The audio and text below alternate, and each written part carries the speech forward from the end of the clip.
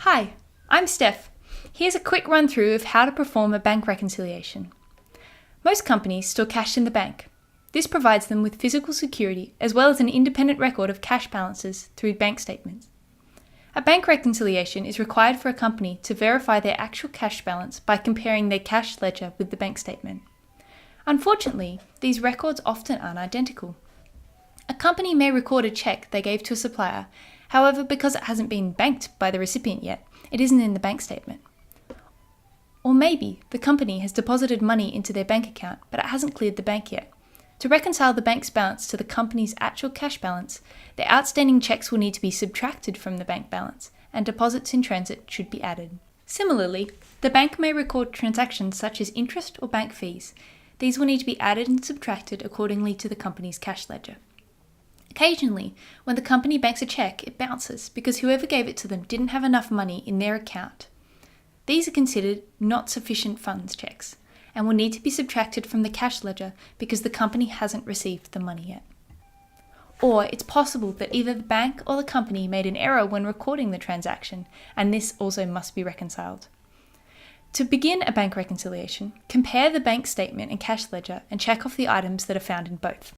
Anything left in the bank statement must be deposits collected such as interest. These are added to the balance as per company records. Or payments such as bank fees, which are subtracted from the balance as per company records. Or not sufficient funds checks, which are also subtracted from the balance as per company records. Anything left in the cash ledger must be deposits in transit, which will be added to the bank's cash balance, or outstanding checks, which should be subtracted from the bank cash balance. There could also be errors that will need to be added or subtracted depending on the specific error. To prepare the bank reconciliation statement, assign a title and a date, enter the cash balance from the bank statement, add deposits in transit, deduct outstanding checks, don't forget to include any errors, and calculate the adjusted cash balance. Then, enter the cash balance from company records. Add deposits such as interest, deduct payments and NSF checks.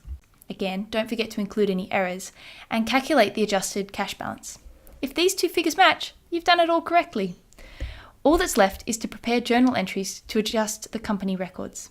Debit or credit the cash account to increase or decrease the company records as needed.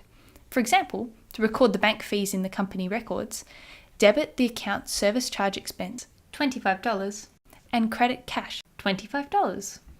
And now you're ready to prepare your own bank reconciliation statement. Thank you for watching.